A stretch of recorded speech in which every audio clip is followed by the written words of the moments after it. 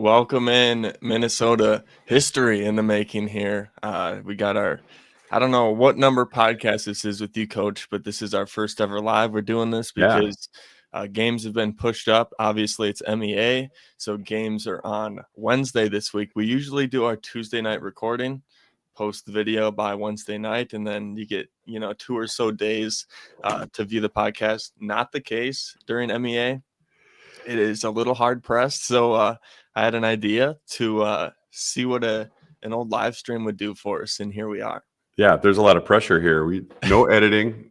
Everything that happens is going to go out there. So. To be fair, I have not had to edit the last 2 or 3 podcasts. So yeah, I was thinking about that today. I was like, I don't think we have any editing. I think the only one we had was one of the first ones I did.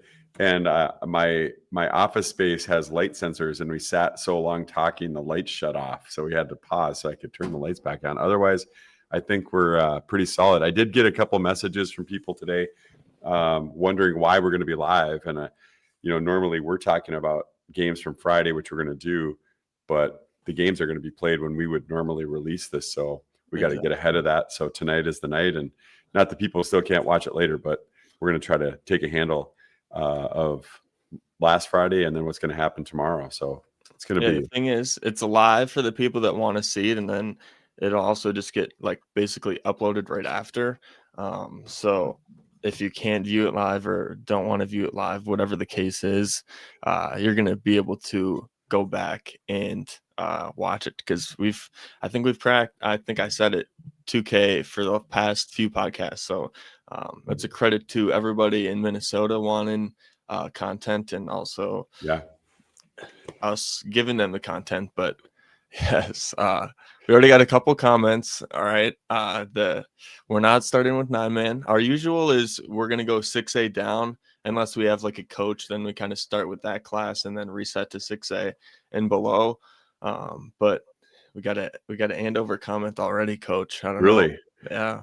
I you know what I'm willing to do too, I guess, if somebody wants it, if they put the questions out there in the comment section, that's fine. Otherwise, I have my my work cell number. I was like, I'd put that up there if people want to message me. But if you got the comments going, they can use that.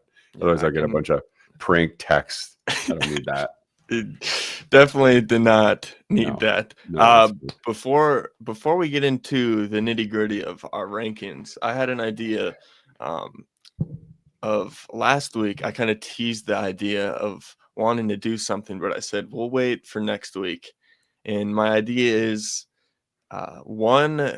just give me one idea that you think would make high school football a better product. Oh, I can go first because I kind of on the spot. You go. I've got a few things in my head. I'm a big fan of bands at football games. Mm-hmm. I think it should be illegal not to have your high school band not at the game. I mean, Burnsville. What games you go to? Burnsville was one that they had an excellent band. Just it increases the vibe tenfold. Also, Lakeville South, man, they go to they had flag people. They had a college, Ohio State showing down in Lakeville. Well, you're going to get the Lakeville North people fired up if you say that, because I think Lakeville North has a more nationally recognized marching band. But I haven't been to. I mean, I can't remember all the years coaching high school football that I never saw the band there. That's such a big thing because it's their fall competitions too. So I would be shocked if I didn't see a band there. But maybe at some of the smaller schools, if you have a smaller school, you probably have some players that are actually in the band. So they might have to take their shoulder pads off, go up and play the trumpet or the drums, then come back to the locker room. And that's a real thing. That's not. If your band is bad, it's also another thing. We have a comment saying his band is not the best. Yeah. So you went for environment on yours. Yes. I was thinking more of rule changes. Oh yeah. Oh, for sure. Well, I'm your coach, so I expect. I mean, after moving on from high school and going to college, I would change the hash marks in high school football to the college hash marks. Okay. I think. Explain the difference between that for the viewers that. Well, the hash marks in high school football are 5 yards wider on each side, so they're closer to the sideline. And I just think it it changes your strategy as far as your formations are concerned. Like you don't, when those like the NFL's hash marks, they are like 8 yards apart. Like they're just, the ball just stays in the middle of the field, right? Yep. So I think from a rule change, I'd like that. I think also in high school football, if you block a PAT, you should be able to return it for 2 points like you do in college. I mean, those are the first two that pop in. Also, we were just talking about this the other day. There's so much at almost all the levels, everybody's using Huddle. And I'm guessing, I'd like to know the number of teams that aren't watching iPads. And I just feel like you should get each coach should get one challenge a game where the official can come over and grab your iPad and look at it. Did you see the touchdown, the Hail Mary touchdown that Edina had against Tonka? I saw a bad view of it. That one is, I don't know. I've tried to watch it a few times, but I don't have all the angles that they have. They would have had a straight down look from their end zone cameras. I'm just saying, like, that's a game-changing touchdown. Yeah. In that game. I don't know. It'd be fun to, like, we have technology now. This is not 1985. This, we have cameras everywhere. There's video. I mean, maybe in some of the smaller, towns, they may not have as, the height of the press box may not be as helpful, but I'm just saying, I think most schools probably have it. So if it's available, I think each coach should get one challenge, and no matter if they're successful or not, that's all the challenges you get, one of them. So if it's a first down spot, a fumble, was he down at contact, did he get his feet in, that kind of stuff. So anyway, I like your hash going on that. I like your hash mark idea. I think usually when I think the way it is, like, high school quarterbacks don't have the arm to make the throw to the opposites, to the field side, if they're on the opposite hash. Yeah. I think like the NFL hashes kind of suit high school more, not having like a really big side of the field. When you get to the NFL, you do have the freak athletes that can, rip a ball 60 yards down the field.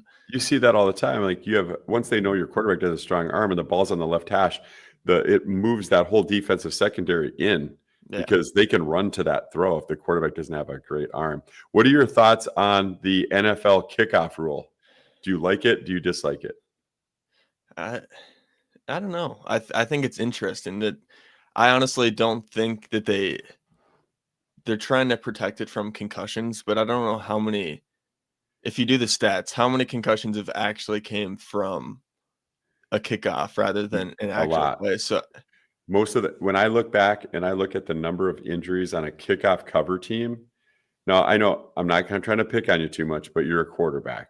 You never had to be on the cover team. Okay. You never ran kickoff. Kickoff cover team is like missile. I know there's a lot of collisions, but There's it's not like, I don't think that the proportion is like an absurd amount, especially when it comes to concussions. Like, I would argue it from the standpoint of how few kickoffs there are in a game compared to the massive number of plays in the game. And then you look at the number. Okay, that's a good argument. So I would say, as what I've experienced, I like it from the standpoint of, I think you don't have to try to kick it out of the end zone to pin that team down there.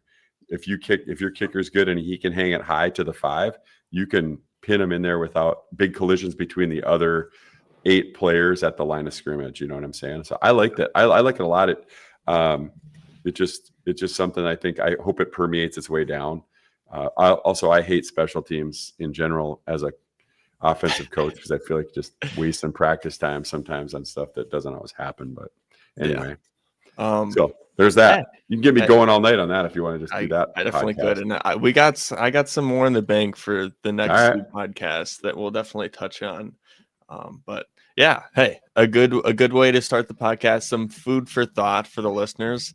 If you have a way to improve high school football, hey, you have a voice, put it in the comments. We can flash. I've got a controversial one for next year that'll get some people. You went environment. I'm going to go environment next week. Okay. And I've got one that'll get people fired up. One of my biggest dislikes. So I'll save it. I cannot wait. Yeah. All right. Well, without further ado, let's do this. Should we unveil? Here we go. Yeah. I think we're already going. I just got to get the right screen up, and it's live, and I did it on my first try. So nice good job. For me. Nice All job. Right. Omar is presenting. He's kind of sponsored the the top 25s for each class, and you've kind of seen his logo and kind of seen his insurance stuff at the top. So, hey, I know a lot of high schoolers don't, but there's a lot of parents and older viewers as well. It's not just high school players that are viewing our content. So, hey, Yeah. insurance stuff. I don't even know too much about insurance. I should honestly be reaching out to them because Yeah. I'm getting older. I'm getting up to that age. That's right. So, I home think I auto want life, you to farm change. business. I want you to change your terminology. I would say instead of older, I want to say mature viewers, respectful to the parents and adults. We'll say mature viewers. That's Mature good. viewers. I like it. Yeah. All right. Well, let's start out for the bottom because we just got a comment on why is the 0-7 team ranked top 25? That referring to the one and only Anoka Tornadoes. Mm-hmm. And I got a comment about this a couple weeks ago, and I asked the person commenting, like, who below would you choose to either play the opponents that they've played really good, or who below would you choose to just win an outright game against Anoka? Right. And I don't have any of the teams below them losing to it. Like I don't feel like they'd beat Anoka. So that's why you see a 0-7 team, and you look past the record like we've said, and you look at how tough they've played some of these teams. And Yeah, I think, I mean, I've seen most of the games that they've lost, either seen them live or watched it, and they've kind of created some of their bad luck, but also had some misfortune along the way. They've had games that definitely they could have won. I mean, they could easily be, 4-3 going into this last week. I would say, we just talked about it today, a couple other coaches, whoever they match up with, they're going to get a 7 seed probably. But whoever plays them as a 2 seed is not going to be super excited. But I'll tell you this: they play Anoka plays Centennial tomorrow. I'm guessing Centennial isn't looking at them as 0-7, like, well, this is going to be an easy final game. I mean, they could easily knock off Centennial and make a whole mess out of this seeding process. Yeah. So I think even from Anoka's standpoint of their QRF rating, the I don't like QRF, but it does have some redeeming qualities, but it has them at 31. And that is a joke, when you look at the strength of their schedule, and it doesn't it just looks at losses. It doesn't care if you lost by 10 or 1. Yeah. The computer doesn't, but they're a much better team than the record. So I would stand by that ranking. And I have been wrong, and these rankings aren't foolproof. It's, it's an opinion ranking. You're going to look at everybody's rankings, and they're going to be a little different.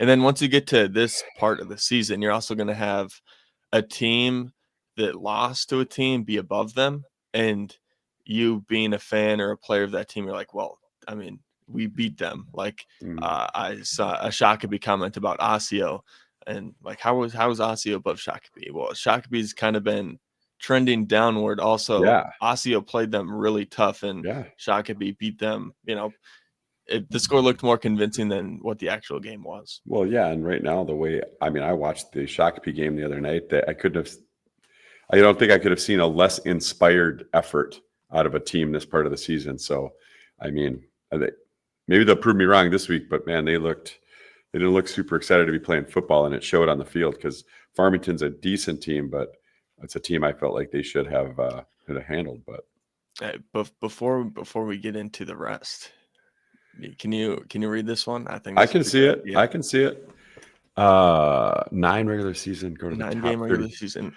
I will. Is he talking? Well, what level is he talking? Because they're already that's 6A already has 32 teams.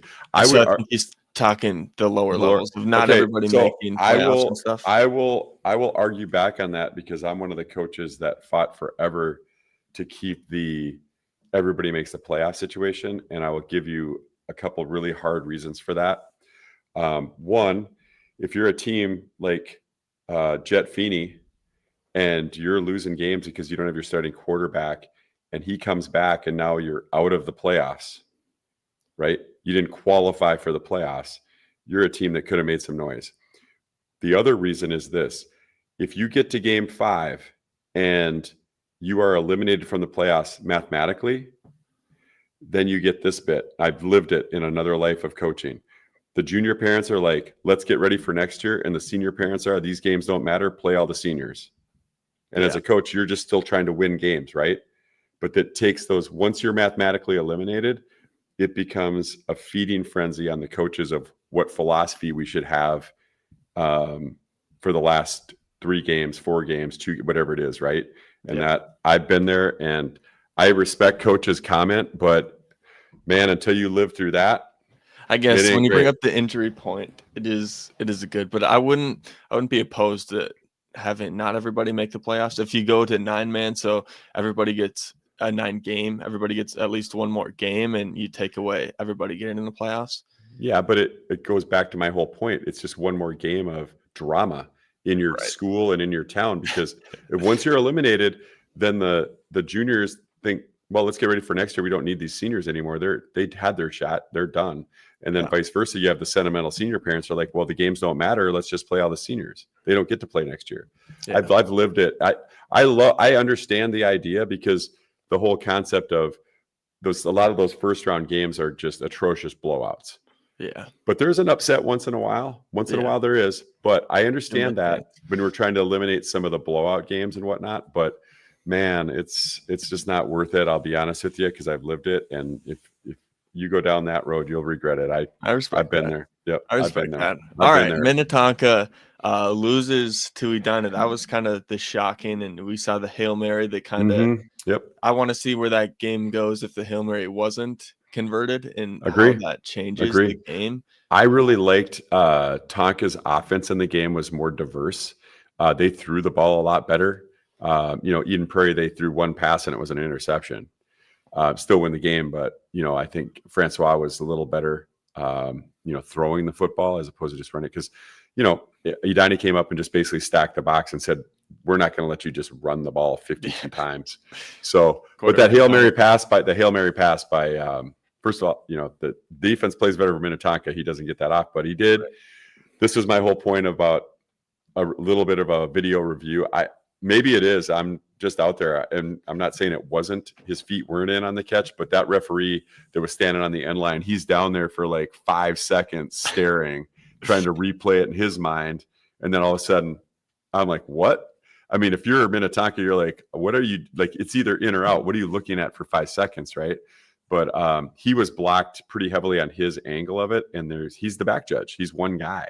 So it's not like college football where you have 2 guys on that end line to watch. So it's tough. It's game-changing. It's not like Minnetonka didn't have their chances. Yeah. Edina played really well. I mean, hats off to them, because they did do some really nice things on both sides of the ball. So I like the defensive scheme, but it definitely shook up the standings a little bit. I think if Minnetonka is going to be 2, I would probably say Edina's got to slide up into that front row, or at least ahead of Prior Lake. But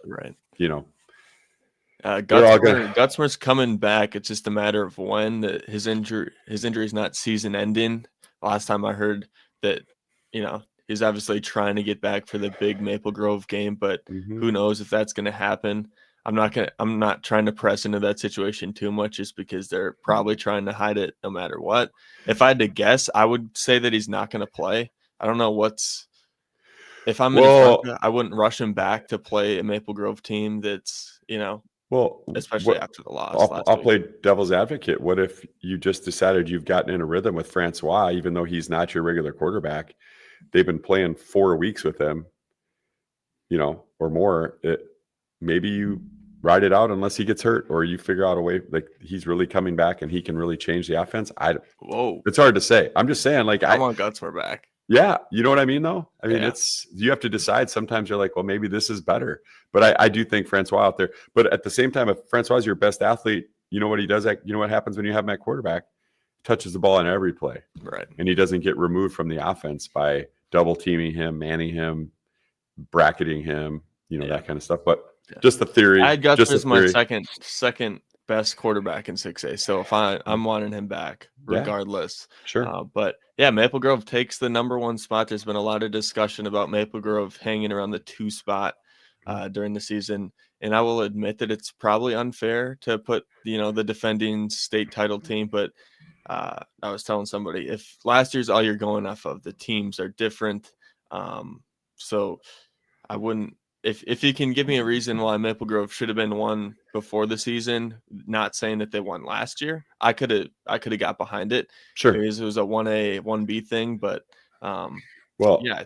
On the other hand, I will tell you, I don't disagree with it. I mean, they have a resume to put it there. Coach Sproul is solid, and what they're doing is even keel, right? But I watched some more Rosemont. They might have the best defense in that top line. And if they won the state championship, hit the marker on this point of the video. If they win the state championship, I would not be shocked. I like what they're doing. They're a good ball control team. The quarterback is solid. I just, I'm an offensive guy, but I do believe in the old phrase, and I do think that's important. If you're going to try to get into a shootout to win games every week, you're going to come up short, and I think Rosemont's one of those teams, but we will see. I'm excited to see that crossover. Lakeville South played Prior Lake. It was a really good game. Lakeville South plays Rosemount this week. That's going to be a really fun game to watch. That's watch. interesting too, because just looking at the 1 seed at their section, that's for the 1 seed. I take that back. So Rosemont, Lakeville South. So Lakeville's 4-1. Rosemont's 6-0 in the section. So Lakeville South has to beat Rosemont to get the tiebreaker, I would guess. I'm gonna check with Coach Lance is saying, here's what's locked in. It's gonna be Rosemont or South, 1 or 2. Yep. It's gonna depend on because Lakeville South's 4-1 in the section, in their section in that conference, and then Rosemont is 6-0. I got so what back one? There you go. So see what I'm saying? So the overall record is, I don't know if you can use overall record, but they have the same. What I'm saying is, who has the better? If Lakeville South wins and they have head-to-head over Rosemont with the same record, they would go to 1. Yeah, you get the tiebreaker because head-to-head. But if Rosemont wins, then they're the 1 seed. So, which matters. It's going to be a good one. That's going to be a good one. Somebody's going to, whoever that 2 seed is, gets to probably play Anoka. Right. Which isn't it. normally a 7 versus 2 isn't a hype game, on paper, but I think it could be. So that's kind of what we're talking about. Yes. Prior Lake lost the Lakeville South game. I put on my Instagram, like the pass interference or not. I thought it was not pass interference. And looking back on it, I still don't think it was pass interference, but the over, it's 60-40 that the public thinks that it was pass interference. A big play in the game. There's obviously a lot more stuff, but if that doesn't get called, who knows if that game is different. But yeah, that was a good tight game that I'm still a believer in Prior Lake, even though they lost there. Yeah, I agree with that too. Let's get into the Section 5 standings. It's kind of just all over the place, and very messy. What do you make of this? Yes and no. I have them all ranked around the same spot. So this is exactly what this is QRF, how it laid out right now for it. So the Centennial Champlain Park, check my notes here. So Centennial has Anoka, Champlain Park has Osseo. So this one probably has the most muddiness as far as where teams can move around. So a team like Andover, that's about as high as they can go because they lost to Champlain Park. Centennial would be 4-2. They'd head-to-head. Osseo has a lot to gain this week.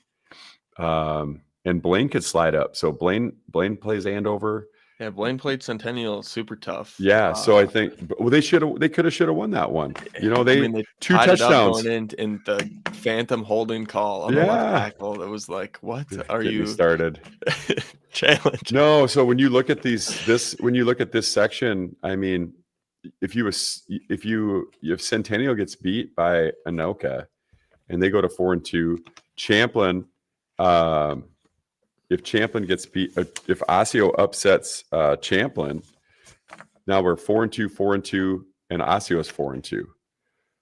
If Andover beats Blaine, they're 4-2. So now all of a sudden you have this, it's coach's vote, and then maybe you can default over to overall but the coaches are voting. So if you could literally have 4 teams that are 4-2 in the section, and Centennial probably had the odd thing out because they would have lost to Anoka instead of to another team in the tie. Whereas Andover could say, well, we beat you. Oh my God, look at this. This is what happens when you're live. The lights went out again. The only thing that's locked in for the North is the 7 and 8th, which is Anoka at 7, Coon Rapids being the Maroon team at 8th. Right. Anything over that is kind of. Yeah. I'm just saying, like, this one is the messiest because you could literally have a 4-way tie, and then the coaches have to vote. And sometimes I think from when I'm voting, and you can't vote for yourself, sometimes you're either voting for who you don't want to play, but they're not playing in their own section, right? Right. So that doesn't come into play. So then I think you have to pick teams how are teams playing at the end? Well, Champlin and Centennial would have both, if they're 4-2, they both just lost. Andover would have won and Osseo would have won. So how do you know what I mean? Yeah. Do you move Andover above Centennial, but not above Champlin? But Osseo would have beaten Champlin. So they, here's where the schools and players get angry because things get flipped and all sorts of fun stuff that the coaches vote decide. I'll sum it up this way, and that is the difference between being a 3 seed and a 4 seed is enormous. Because as a 3, if you upset the 2, or if you beat 6, you get to play 2. If you're a 4 or 5 seed, your reward is to play Maple Grove, Minnetonka, or Rosemont. So there's a big difference. There's a lot riding on that second round. You know what I mean? Yeah. So I think that's a big deal. So there's a lot going into these games on a really short week of preparation. You're basically 2 days on the field. So today wasn't a normal walkthrough practice for the teams. Today was probably a little more, maybe not live contact, but it was a lot more team time and special team time getting ready for tomorrow. So, yeah. So we kind of talked about the West. Pretty much everything set in stone over there, like seeding wise for the most part. Yep. The North we talked about is pretty murky. The East is another one where Forest Lake isn't careful. They could somehow be a 2 seed to a Woodbury team that they beat by 50. Yep. That was early, but yeah, I'm just saying crazy, but yeah. Woodbury plays Eastridge, and Eastridge is a scary team. At TCO, Eastridge, Tomes coming back. Yep. Tomaze, I think it's Tomaze. Obviously, and then obviously Mounds View just pulled off the upset. So when you think of Mounds View, now who's Mounds View have? I lost my notes here. Who's Mounds View have this week? Because Forest Lake has Stillwater. Mounds View must have they're playing a team. Yeah, so Mounds View wins their 4-2. Eastridge beats if Eastridge beats Woodbury, they're 4-2. Stillwater pulls the upset on Forest Lake, they're 4-2. Go figure that out. Right? I'm just saying, like, this is why we have to do the show on tomorrow night afterwards. Yeah, hey, because that's a good thing. Good plug, right? Tomorrow night there's going to be a live stream after all the games. We're going to race home from the games that we are at.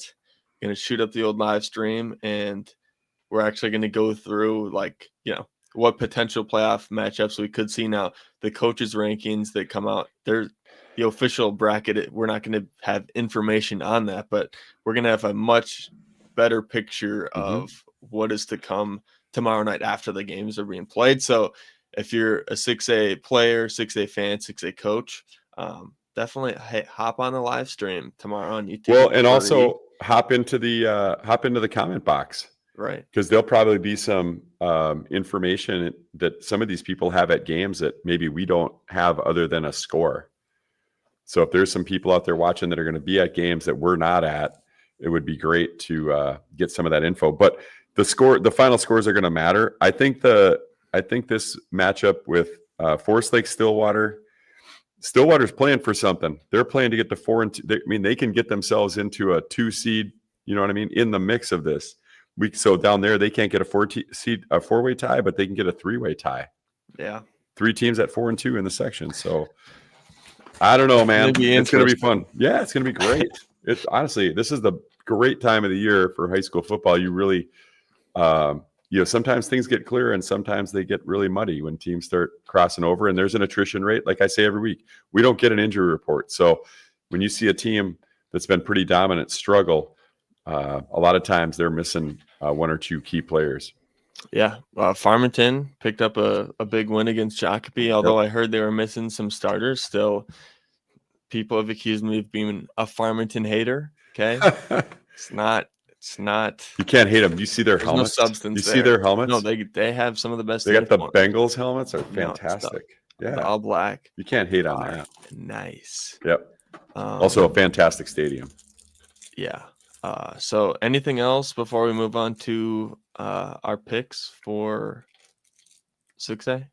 Let's do it. All right. So week 7 results. I went 2-0, so I'm 4-0. 4-0 for 6A picks. Mm-hmm. So I have that over you. I think you picked Blaine and I picked Roseville. Blaine lost, so your pick lost. My pick won. Shout out Roseville. Getting their first win of the season. That win, yeah, that matters. Yeah, so 4-0 so far. We'll see what this trend goes to. I didn't put the Tonka Maple Grove game on because I figured we just pick that pretty easily without a graphic. So we're going to have 3 6A picks. Let's pick that one, and then let's pick these 2. I'll let you go first. I'm going Rosemount. All right. I'll be a Cougar fan. I'll just watch it back to get so you got Rosemount. I think that's a good pick. I'm on the Rosemount train right now. I just like that team, like what they do on both sides of the ball. So I am gonna let the default pick for me be the Minnetonka Maple Grove matchup, so I don't get in trouble with any of their fan bases. I got you. And I will pick. Oh man. I'm going to pick Eastridge for this game over at Woodbury. I like that pick. I mean, I like having Woodbury, but I just feel like Eastridge is kind of finding their way right now. They're going to catch themselves into that 3-way tie mix. Yeah, Forest Lake's hoping that's the case. Mm-hmm. That much. Yep. And then what's your pick between Maple Grove and Minnetonka? I'm going to pick Tonka. I think that was some bad luck last week. I think they are dynamic. I love Maple Grove too. Don't get me wrong. I just feel like Tonka's just got a few more weapons that are going to showcase on tomorrow night. All right. Well, our picks are in. We'll see if I can stay undefeated for my 6A. But let's go on to 5A. The 5A rankings released. We got. Nothing pretty much changes in the top 4. Monticello obviously had the big win against Elk River, but not a whole – they can't really jump much, so they kind of stay put, although it seems like they should move up with a big win like that. But you also look how Alexandria handled Elk River. Yeah, the way they played Elk River defensively was impressive. To shut them out, Monticello. Yeah, okay. Monticello to shut out Elk River in the second half, is impressive. I know the Alexandria. There's a crew of pretty solid people from Alexandria that watch the show. I feel like they're showing some chinks in their armor a little bit, just with mistakes, not with their talent. So we'll see where they're at. But I do like the St. Thomas Academy. I watched their last 2 games. They are really sound. There's no question. But I think Monticello is that dark horse team that could make some noise. That Elk River is going to play them again. That's going to be a crazy finish with that section championship. There's no doubt. It's pretty much going to be that Monticello Elk River. That section only has 5 teams in it, so they have 2. have the buys going on in that one too, so that'll be easy. Yeah. But SLP getting into the top 5 there with Elk River losing. They kind of are the odd man out, and now you have a Bemidji team that's over Elk River, even though they lost to them week 1. Yeah, and Elk River, hey, SLP deserves credit. They're undefeated. They don't play a cake schedule. They play some pretty sound football teams, even in cross section. And I like that pick, Coach Stewart, really solid coach. Just ahead of there though, Chan is. I think they're still a team we can't forget about after they had their stumble. They had their game they didn't get to finish, right, against St. Thomas. So I think that. But I do like this. I do like where you put SLP. Yeah. Matamidi, big win, undefeated. They're going to be playing St. Thomas Academy this weekend, but they beat Cretan in a 1-point game, came down to the wire. Well, we'll get to that pick, but I think that one. Yeah. It kind of makes you wonder too, if you're Matamidi, you're like, how is Elk River in front of us with 2 losses? Yeah. So that's a resume thing. But I would say that game with St. Thomas Academy, I texted you earlier today on this. The one thing that I don't like about the way they do the Class 5A is I don't think they should have any cross-district games in Week 8, because in some ways they look like throwaway games where if the section is already locked up and you're playing a cross-section team, none of the seeding is going to change. So if Matamidi loses to St. Thomas Academy, they still win the section. If Spring Lake Park loses, they still win the section. You know what I'm saying? Like there's no in-section games, which is frustrating to me. But there is seeding. They do seed it. So if Matamidi beats St. Thomas Academy, they've got an argument for a better seed at the state tournament, assuming they get there. Yeah.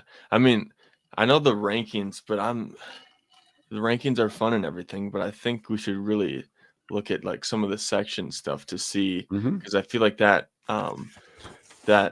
is a big factor in what's going forward. If we rip through this real quickly, because I just printed my notes.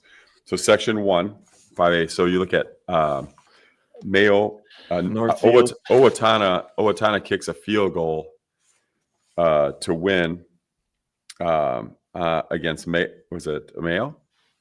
Who they kick their field goal against? I think so. Hold on, I got my notes here. Yeah, Mayo. They beat Mayo on a field goal at the buzzer. Owatonna. So again, tiebreaker there. Yep, Coach Williams, awesome coach down there. He's been successful for a reason. I wouldn't count them out. But Northfield's had a solid season. I still think Mayo is a team that probably comes out of that section. But man, you got a team like Owatonna believing right now, and I mean they'd have to play them in the section championship if the seeding doesn't change. Well, the thing is Mayo plays Chanhassen and Owatonna plays Apple Valley. Right, but it won't change the section seeding. So the section is set. That's what I was just saying. Like I don't like that they're not playing in section. I have 4-1, 3-2. If Owatonna wins and Mayo loses, they'd both be 4-2, and Owatonna would have the head-to-head. They're not playing in section though. What am I missing? Who's Mayo playing? Oh, I got you. So, yeah, they're okay. That's overall. Gotcha. But I'm saying in the section, the section is set. That's why I was saying like I don't like that they're playing. They shouldn't play cross-section games at the end. Yes, because it takes away all the fun.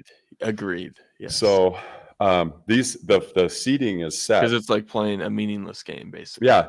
So I think some of that too. It's like, well, if you're a coach, do you play all your guys, or do you make sure nobody gets hurt for the Tuesday game? Don't show as much play calling wise. That's for sure. That, and I think it's about being healthy too. But then like one of the coaches I talked to today said Mayo can't toss that game because if they end up winning the section, they're trying to get a seed in the state tournament.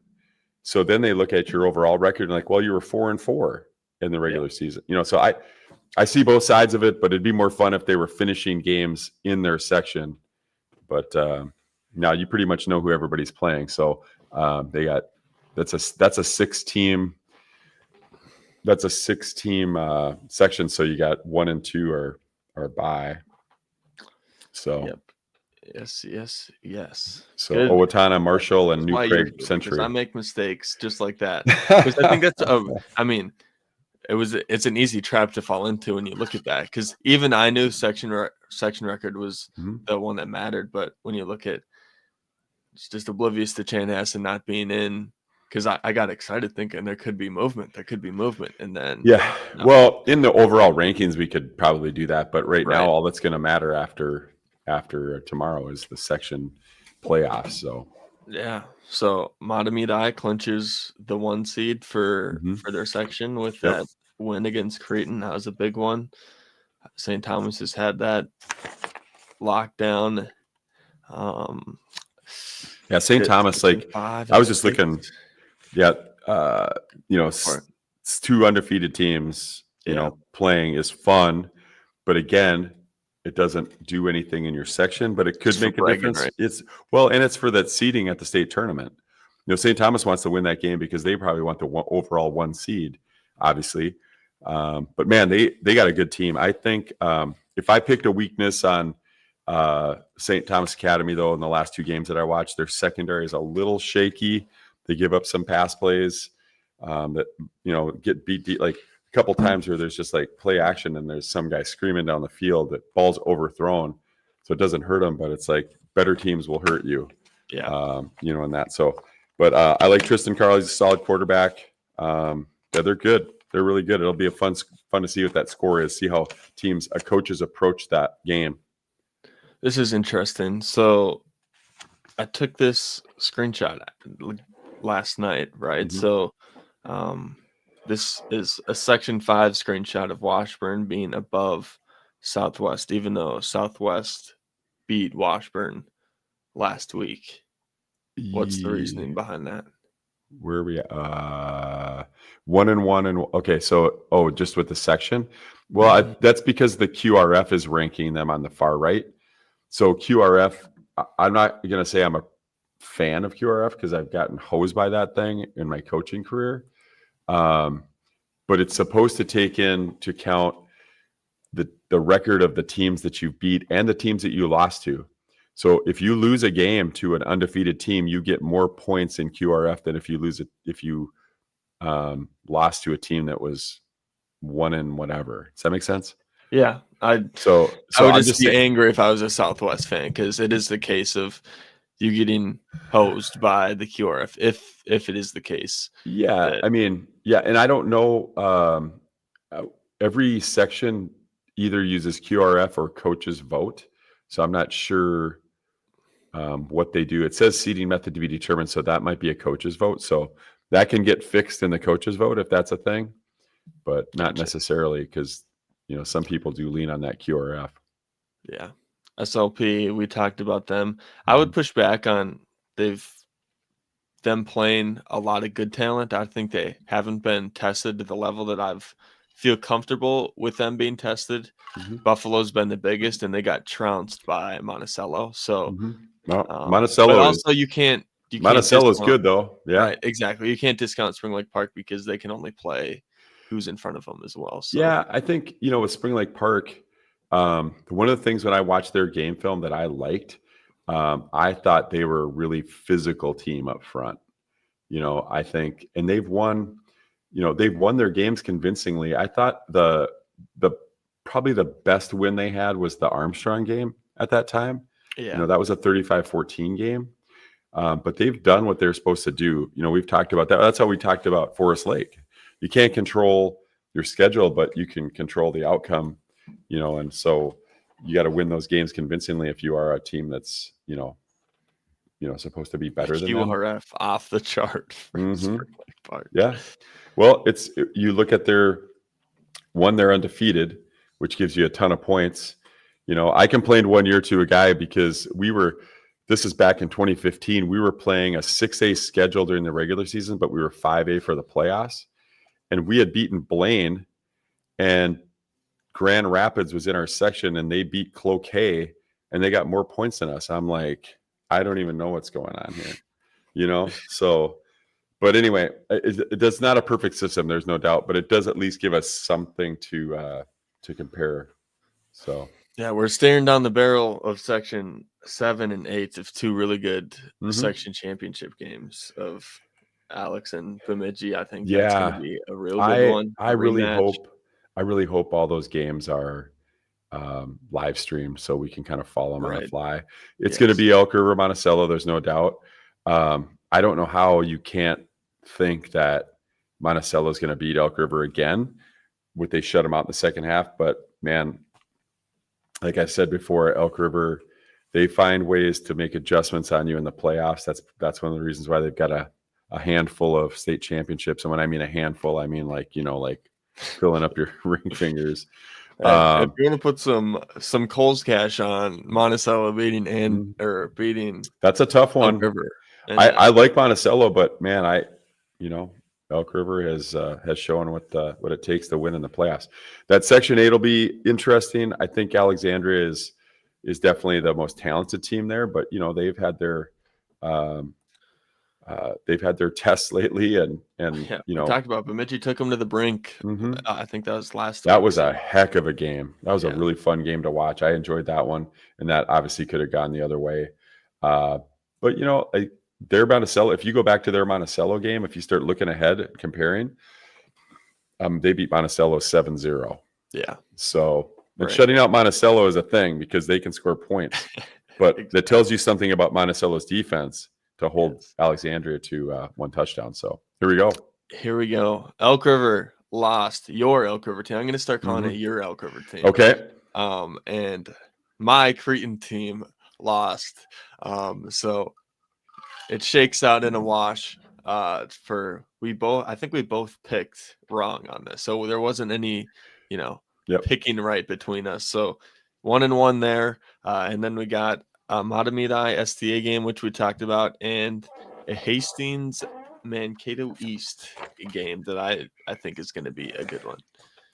Who's going first? I think you went first last time. So I'm going to go.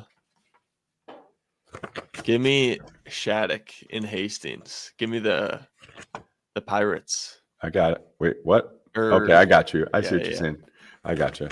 So I'll take the East Cougars. Is it fair that I'm taking St. Thomas Academy?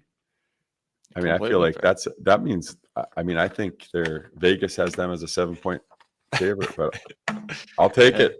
Maybe we break even on and this. Matamidi. Let's make some noise. All right. Hey, you guys proved me wrong last week, so go ahead and now I'm on your side this week. So let's shock the world here. Yeah. Week 8 picks are in for Class 5A. Fun stuff. Let's go to 4A.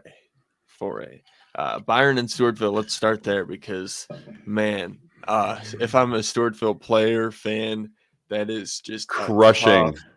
Tough way. Just crushing. And I mean, watching the highlights of that game, I'm just, man, how fun. First of all, just fun to be there. Right. If you got to see that.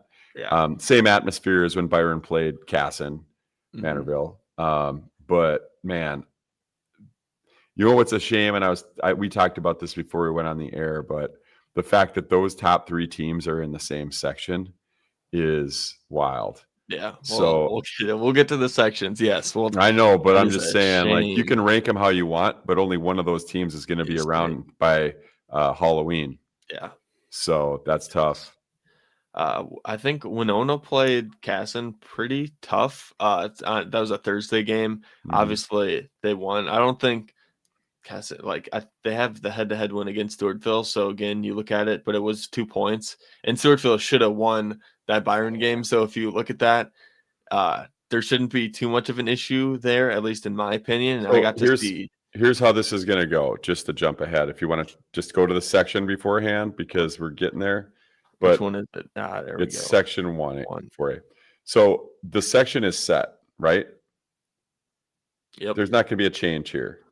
So, but Byron's going to get Byron's going to get a bye. Caston's going to play Austin. Stewartville's hold on. This is 1, 2, 3, 4, 5, 6. There might be some. Some I took the bottom team off. No. That's right. This is this is the section. It's a 6-team section. How do they build that? They must play 4 or 5. Those section brackets can get a little funky. At any rate, how it's going to play out is Byron's going to end up hosting the winner of Kasa and Stewartville for the section title. So it'll be the winner of Stewartville, Kasa and Manorville versus at Byron, unless they play at a neutral site. Some sections play neutral, but I don't know if that one does. Yeah, but that's gonna be, man, that would be a fun one to be at. So hopefully it's a beautiful night, no weather issues, but yeah, streamed somewhere on for sure. internet. Yeah, I'd pay for that ticket. So Marshall's in a good spot. I think St. Peter's in a good spot. I think when it's all said and done, because we're going to lose two of those top three teams by Halloween. Yeah. Hill Murray's going to be around. I do like Ricori, what Ricori's doing right now as well. So you've got Marshall there at that 2 and the 2A. So I like Ricori, but they're not good enough to beat Marshall. St. Peter is solid, but they're not good enough to beat Marshall either, in my opinion. Especially with Marshall being the 1 seed and you have home field advantage. Playing at home matters. So the winner of Ricori St. Peter's got to travel to Marshall. I got to watch the Fergus Falls Marshall game, and that game came down to the wire. There's a pass interference call in the end zone that I don't know exactly what the score of the game was, but I know their head coach was absolutely angry at the call that happened. I'm a big fan of Fergus Falls offense. They like to spread it out and do some post-snap RPOs down the field, not just, like the bubble screen. Yes. Level 3, we like to call that, right? Yeah, yes. So I'm a fan. It's a fun one to watch, and they lost to a Marshall team, but move up 1 spot. That's kind of the reasoning behind that. And they kind of see things are pretty much shuffling out. There's not a whole lot of changes going on from like week to week, is now we kind of have a good sense of the 25-ish teams that should be top 25, but now it's a matter of how are we going to place them, and we're talking about here. So you have you have 4, 5, and 7. 2 of those 3 are going to be gone by Halloween. So not that it doesn't make it any worse than that, but they just can't get out of their section. One of those teams is coming out, and I mean, I got to believe it's Marshall. I think their body of work through the whole season has been solid. So, yeah, I mean, that's even like a Hutchinson team that I think they had. Was it Totino Grace that they played that they just beat them down? And that's again one of the section teams that you look at that's 0-3, but who knows what's going to happen when they got overall, I mean, sometimes, like I would say I'll give you coach talk here, but when you think about teams that are young at the beginning of the season and lose some early games just based on inexperience, right? Sometimes that, if that's Hutchinson's situation, they beat Detroit Lakes 40-7 and they crushed TG last week. Yeah. And now they play West Tonka, which is another team they can beat. So, you just don't know down the stretch here if they had somebody hurt, they were young, whatever. But this goes back to the coach's comment at the beginning of the season.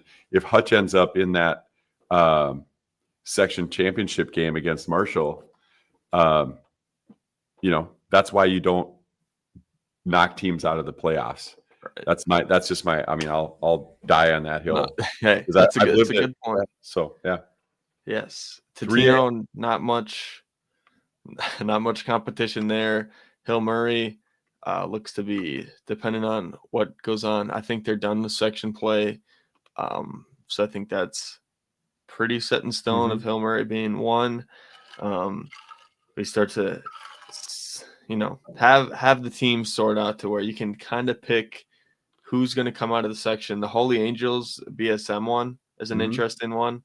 I think that's probably going to be the section championship. And I'd say I think Holy Angels, my thing, like I watched a little bit today of that as well. They are, I don't want to say dark horse team, but I would not be surprised if they're playing Thanksgiving weekend either. What they're doing right now is pretty impressive, the way they're playing, I think. And Coach Gunderson, again, friend of mine, I lean on that, but I'm a homer for some of my people that I know well and I know that are solid coaches. So I just think that that Holy Angels is playing well at the right time of the year. We'll say that. Yeah. It's going to be a fun one if those two meet in the section championship to see that. Yes, Zimmerman, for sure. Delano, and then Orono's kind of been slacking a little bit, not as much of a Titan as I thought they were at the start of the season.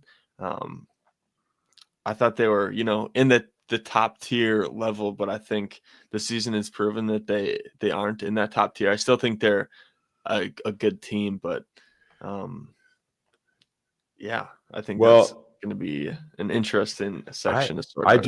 I like Orono. Like I said, what their body of work has been pretty good. Their loss, not a great loss to Delano, but the loss to Marshall 13-12. That's the one I watched, and that one literally they could have won that game. So I guess if you're looking at like how the section seeding is going to finish out, and you say, well, Zimmerman's going to be the 1, Delano is the 2, Orono is the 3.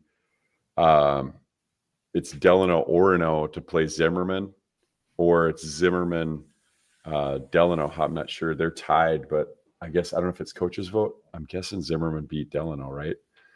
Yep. 14-2. Yeah. So, but again, a 14-2 game is kind of a weird result where you can't bank on that. The fact they didn't score on them, though, that's an issue. But either way, I mean, it's short weeks of preparation. So you're playing that Tuesday game. Some of those teams are playing Tuesday, and the team that plays Saturday that has a bye, just an enormous advantage because number 1, you're rested.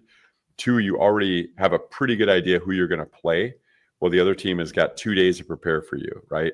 Yeah. So 3 days, whatever. But it's going to be that's a tough turnaround. The success factor of teams playing the Tuesday game and upsetting the Saturday game isn't super common.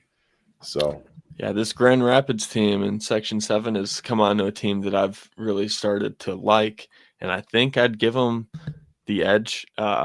Basically, grant them a state berth. Now there's a lot to be had going through it, but I think money is there for the taking for this Grand Rapids team. And then when you look at the bottom, Fergus Falls, new to 4A, but I think they're going to take Becker for that section. Well, what I'd say, the Grand Rapids. One thing I'll give Grand Rapids credit is they played 2 5A schools on their schedule. They played Bemidji and they played Duluth East. Duluth, he's got them 49 rack, and Bemidji got them 24-7. But playing Bemidji 24-7 for a whole level up in a Bemidji team that we have ranked in our top 10, pretty good. So they played well. Yeah, they played well at the end here. So I don't have a problem with how that's going to finish out. I'd be shocked if they didn't get out of that section. Something happened, but actually, I think you're right. Duluth East, 49-14. Yeah. And then Bemidji lost 7-24 to a 4A team. That's pretty good in my eyes. Yeah. Let's get to the picks for 4A. So we talked about the Byron game. You ended up getting lucky on that. Stewartville let me down a little bit. That last play that they wouldn't be able to recreate if they tried. No. Rick Gorey beats Becker, which was my pick. So we each get our picks right there. And I wanted to get some new teams, some fresh meat for the Pickems. So we got Richfield and the aforementioned Holy Angels, and we have North Branch and Hermantown. And I'll let you go first. I'm going to start and take, since I was just pumping up Coach Gunderson at Holy Angels, I'm going to take Holy Angels. I like that pick. I probably would have went there, but go Richfield. I'm going to take Hermantown on this one. All right. Michael Lau. Yes. Let's go Hermantown. North Branch, pretty close to Forest Lake. I can almost reach up and touch them. But the Vikings are right there, right by you. Hey, and not a bad team. I mean, we looked in the section bracket, but I think Hermantown's got this, and I feel pretty confident in that one. But go prove me wrong. Sorry, play the game. 3A. Here we go. And we'll probably flash the rankings up here, but I want to get into some of like the section standings because I think that's overall more important, even though the rankings are fun and can get people angry, which is also fun. But all that comes down to section standings. But anything that pops off the screen, or I will tell you, based on my research this week and games I've watched, I finally got to watch a whole game of Waseca, and Annandale is a solid team. They are physically big. Waseca is bigger. They have an offensive and defensive line that looks like a 5A school. Yeah. I really liked what I saw from them. I think they are going to. You can't take Annandale off for what they've done, but I'll tell you what, Waseca, I mean, 1 and 2 to me now are a coin flip. Minneapolis North they can't control who they play, but they are a juggernaut. One thing, I watched their game this week. I think their offense is solid. I think their defense doesn't get enough credit. Their defense, I think, they've created so many turnovers and scored scoop and scores and pick sixes. So really solid. So those top 3 teams are legit. There's no question about it. I don't know if any teams can really make a super big argument to get inside that, but I would be shocked, depending on how the seeding goes, if we don't see those top 3 teams playing in the semifinal games. That's my take. Yeah. And we've heard peers. I think Pine Island's also got, and Pine Island's solid. Yep. No Holy doubt. Family with the tough loss against a Cokato team that I think is trending upward. Yeah, I watched most of that game, or actually all of that game online, live. I was impressed with Dassel Cocato's run game. I don't have that running back's name in front of me, but that cat, he's a bulldozer. It was a battle. It was a score fest. Holy Family's defense has been pretty solid this year, and they just had a really tough time, getting the run game of Dassel Cokato stopped. So there's big games this week in the sections. Well, we'll pull up that section stuff here in a second. I'll save that talk for that, but we'll get to that. Yeah. Let's just straight get into the section, because we'll end up talking about these teams as we go through it.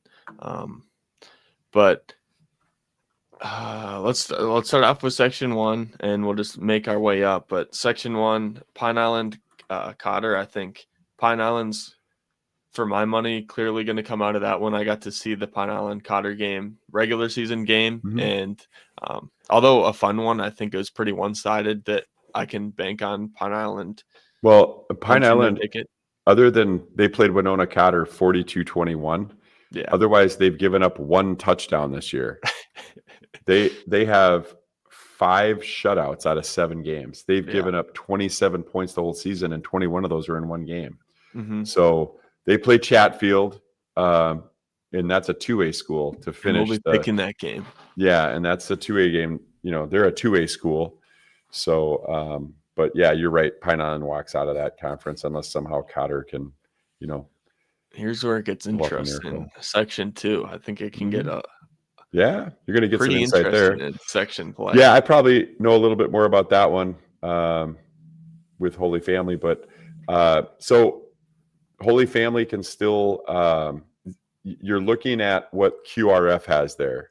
QRF has Howard Lake Waverly ahead based on the QRF value, but the section record matters most. So Holy Family wins against Rockford. They're 5-1. And if Dassel will probably win this week, that'll get them to 4-1. They play Litchfield, go Dragons, right? Yeah. And then, of course, when you're looking at, hold on here.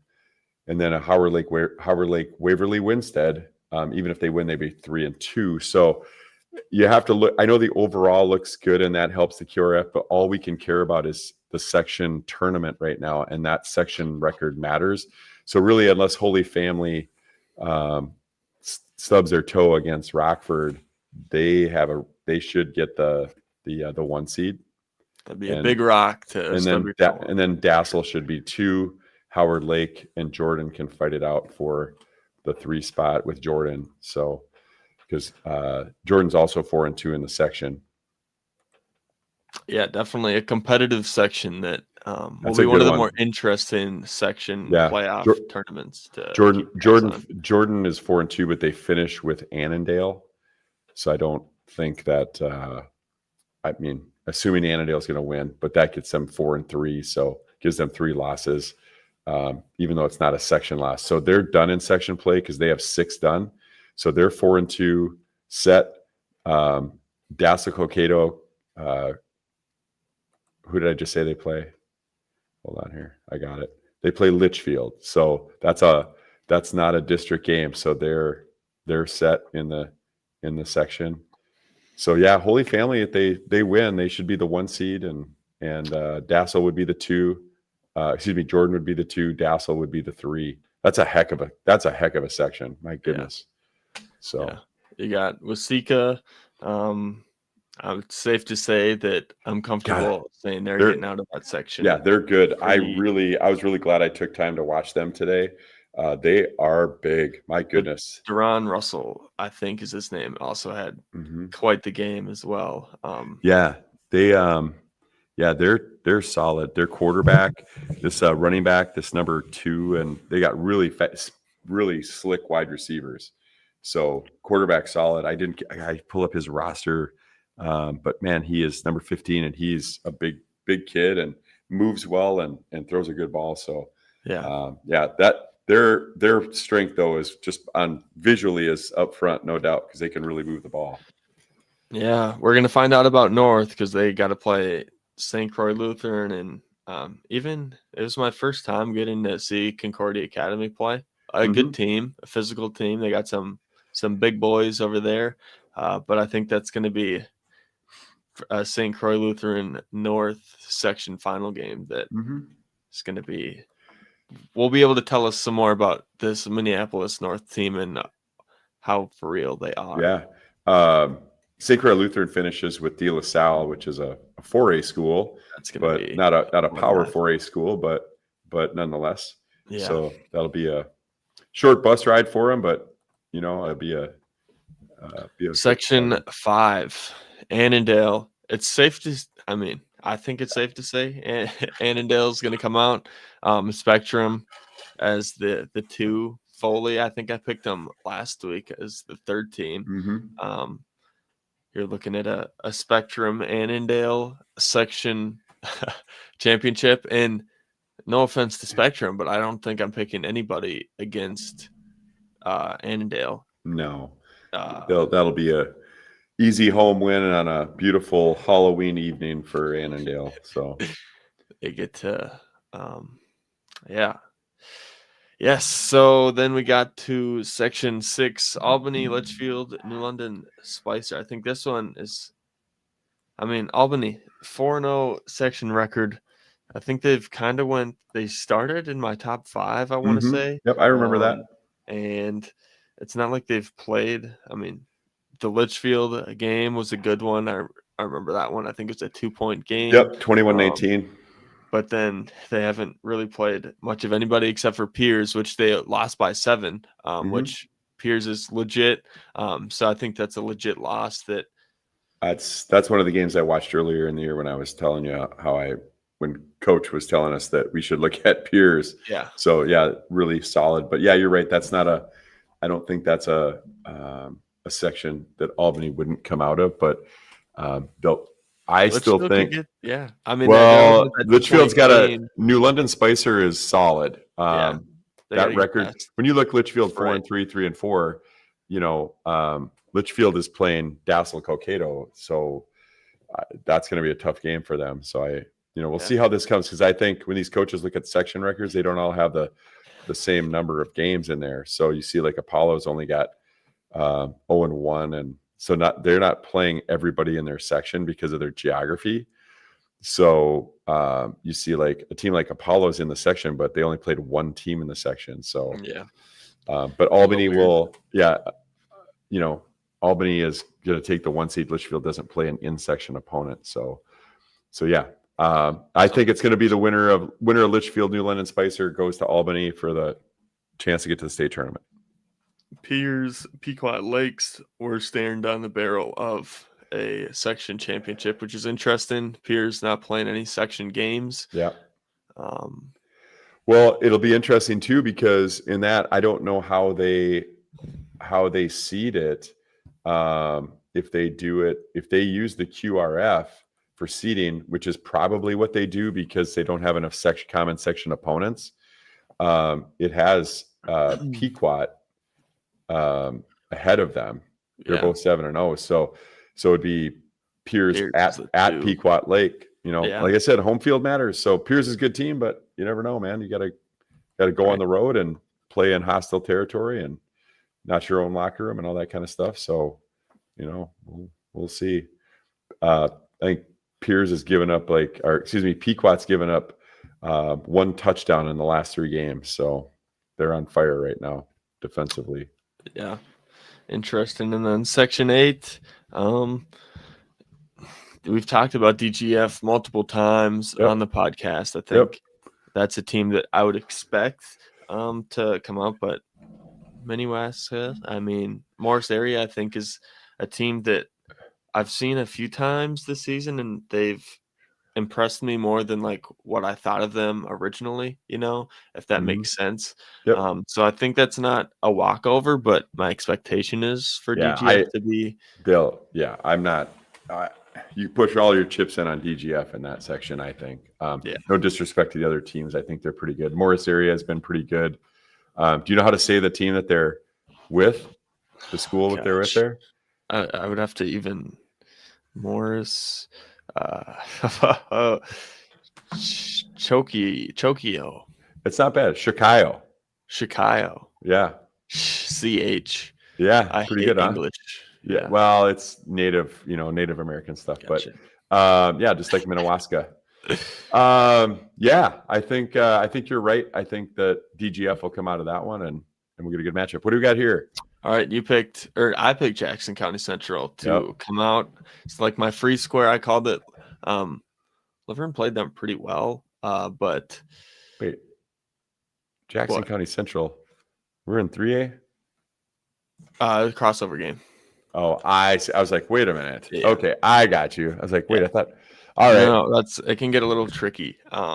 Because you don't know which one to put it into, but they clumped into the 3A. And then you picked Jordan. Jordan ended up beating Foley, and I think was a pretty competitive game. I want to say a one possession game, 28-21. So you got me there. Ends up in a wash. Again, the 2 teams we picked both won.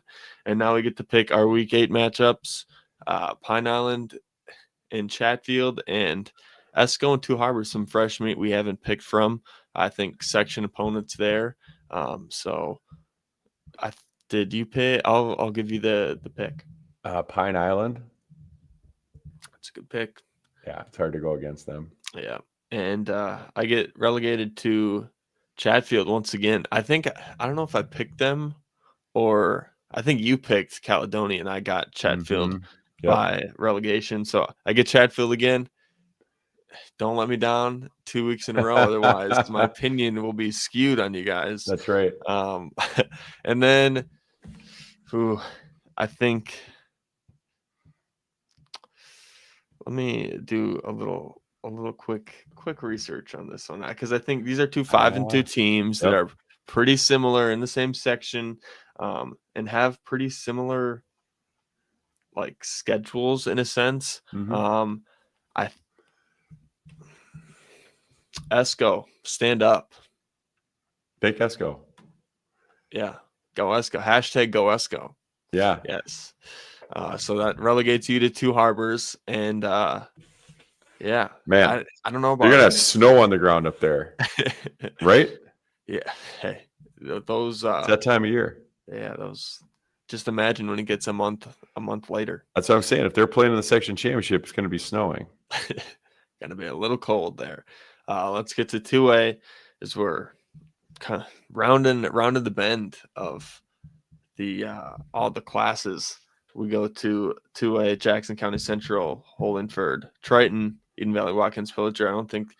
Pillager's one of the teams we've kind of mentioned. They bump up 4 spots into my top 5. I'm a big Pillager fan. big Pillager fan. But yeah, they're solid. Like what they did. I mean, also when you start looking at the sections, like that's basically 3 of the teams in section 6. Holdingford, Pillager, and Staples Motley. Like, oh my goodness, a barn burner of a section tournament. Yeah. Again. Holdingford and Pillager,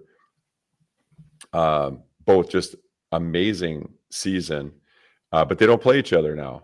So they're going to, finish the section that way and not cross over. So until they get to That's one of the things that didn't matter. I'm usually not a thing of like seeding matters, but when you do, it's a big thing of like having to play one good team instead of going through like 2 back-to-back in a row. That does really matter. So I don't know. They're going to end up, Holdingford's going to get the 1 seed because they have 2 wins in the section, unless the coaches unless they're seeding it differently. There we go.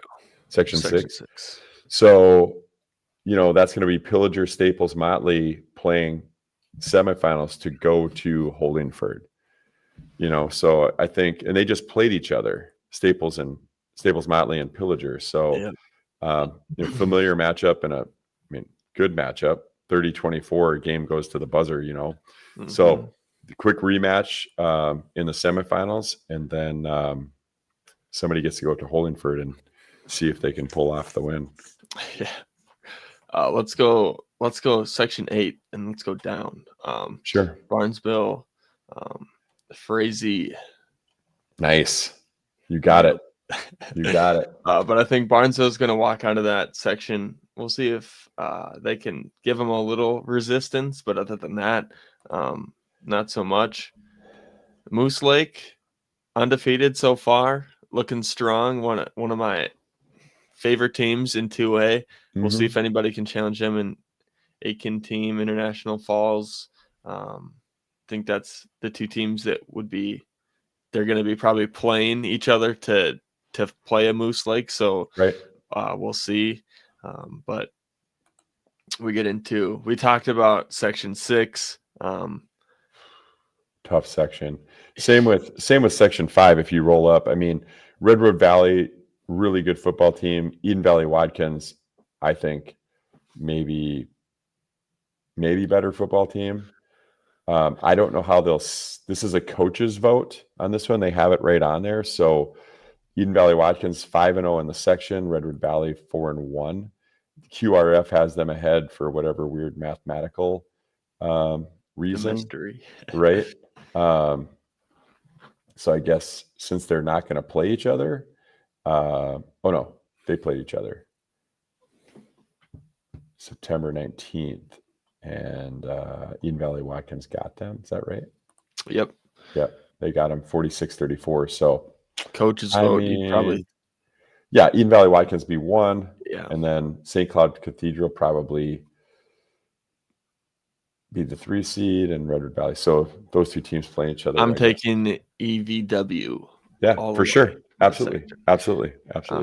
They can score and play defense, so it matters. Section 3, I feel bad for Jackson County Central because it's kind of like just blowing over them, but we'll talk about them when it comes to, later down the line when it kind of matters, but I don't think there's too much of a reason to really break that down. No, that one's a done deal. And then I think Good Hugh's also going to be running section 4 and running out into the state tournament through that one. But and then you get up to that. Then you get up to that Waterville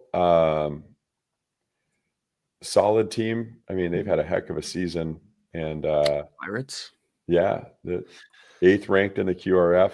It'd be kind of shocking if they didn't come out of there, but they'll play the winner probably of the Maple River Janesville matchup.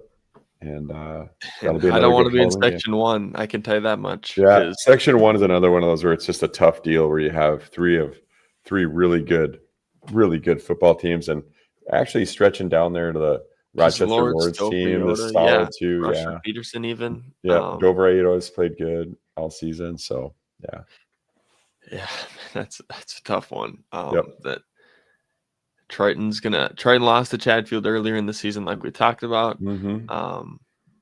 But I think, I don't know, if you had to put money on somebody to come out, would you?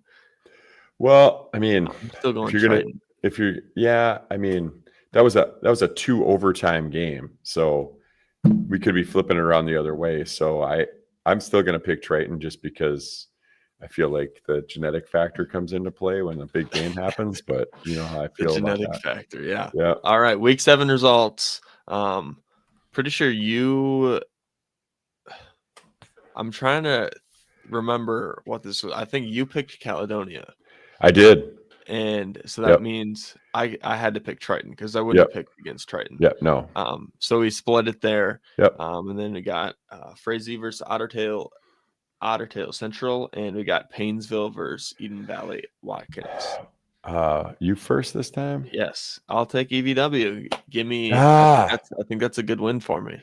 I'm gonna take Frazee then. Okay, Bulldogs. You 2 got it. Bulldogs in a Yep. row, just different Yep. collars. You That's see right. it there. Green We'll collar, see red collar. which Bulldog can get I like it. the W, or maybe like they it. both lose. Yeah. But Bulldog, also another very popular mascot. Bulldogs, Hawks, Eagles. And the People love Bulldogs don't have much variation. They're just straight No, Bulldogs. there must be a stock out there. At least the Cardinals, we kind of get a little variation on it. I agree. Class 1A. I think Minnesota's got a test this week. We'll talk about them a little bit later when we pick our games, but this is one of the things where you don't see a lot of arrows going up and down on some of the stuff, just because I think when you get to the lower classes, it becomes I'm gonna solidified. Coach Johnson was so good. Coach Johnson was so good coming on and doing a phone interview with me and sent me the T-shirt. And I do think they're gonna. I don't know how the seeding works in a state tournament, but I think it's gonna be if they're on opposite sides of the bracket. I'm gonna tell you right now. Mark this part on the video. It's gonna be Breckenridge, Minnesota in the final. I think Breckenridge is potentially a state championship team.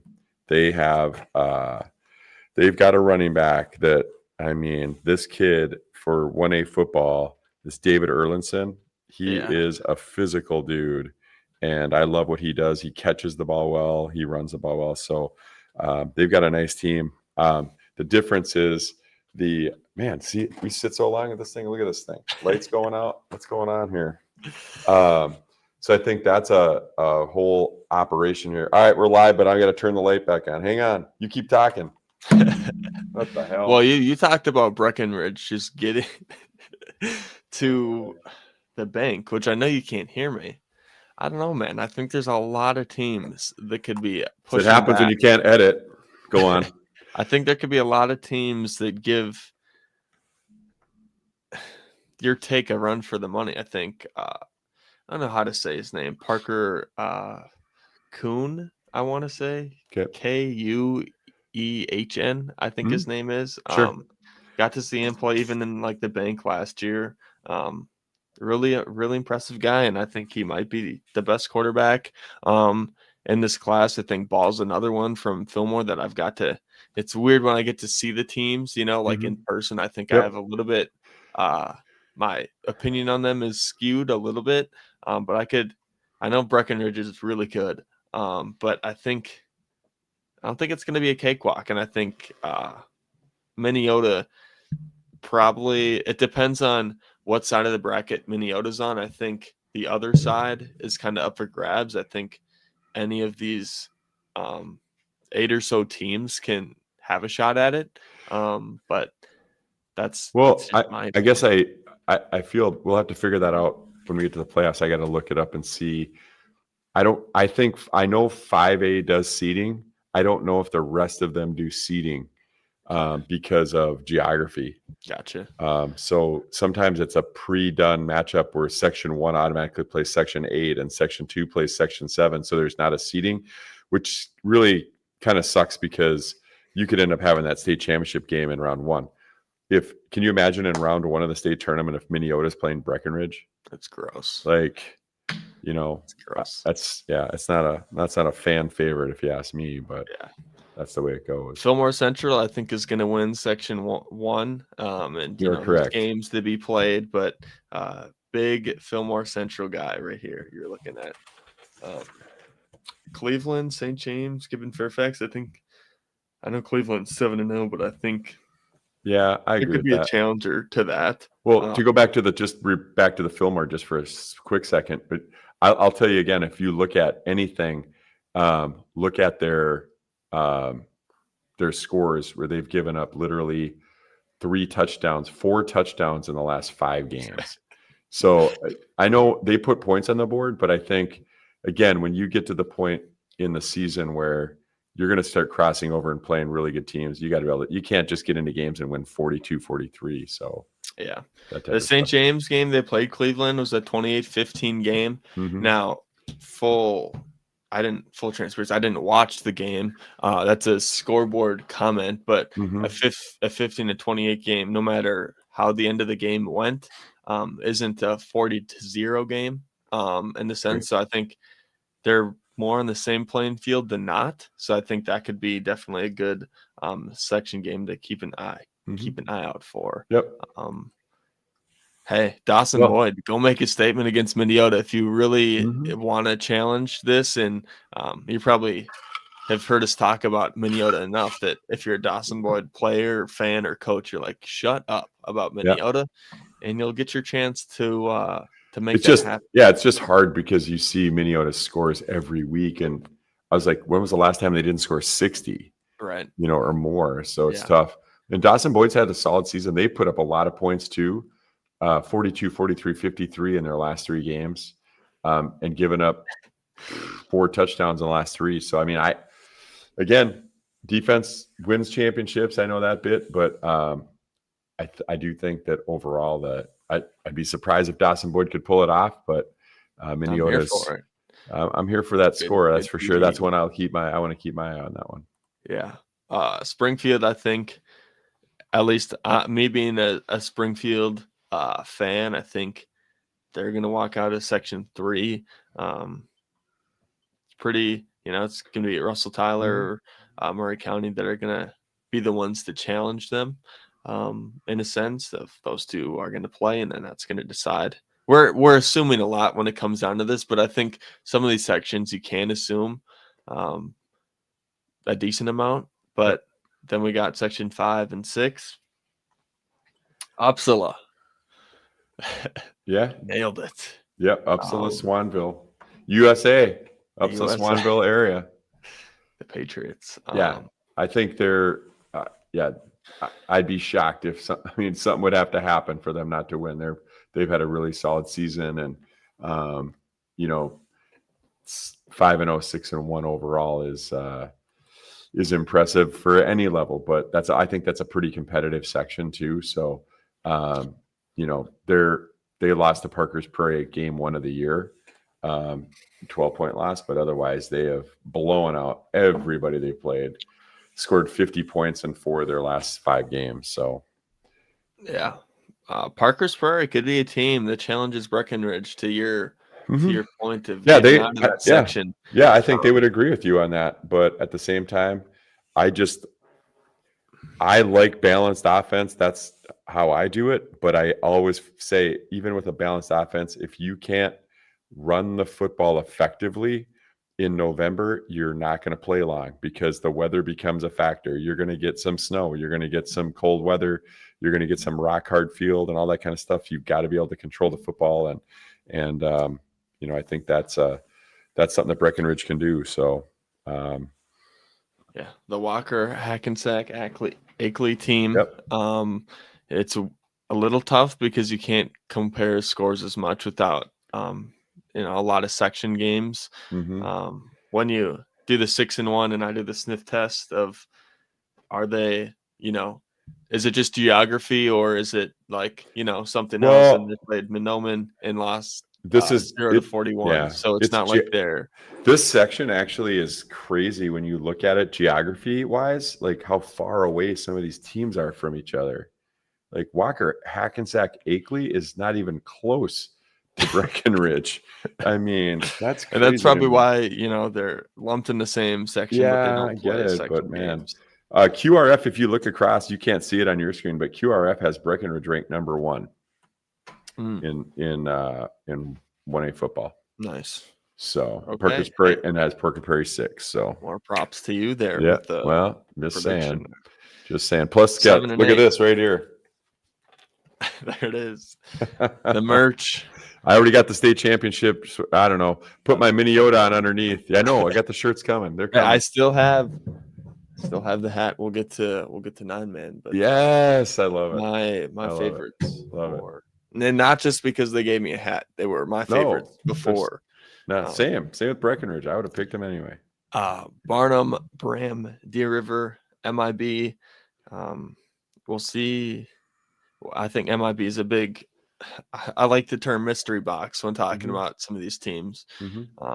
They're a question mark of when they return their starters, where they're going to be at. But I think the Barnum and Bram, I've got them mixed up for the past year, but Barnum, I'm starting to. Barnum is closer to Duluth, but Bram, they got Bram early in the season, 25-6. So that loss that Bram has is to Barnum.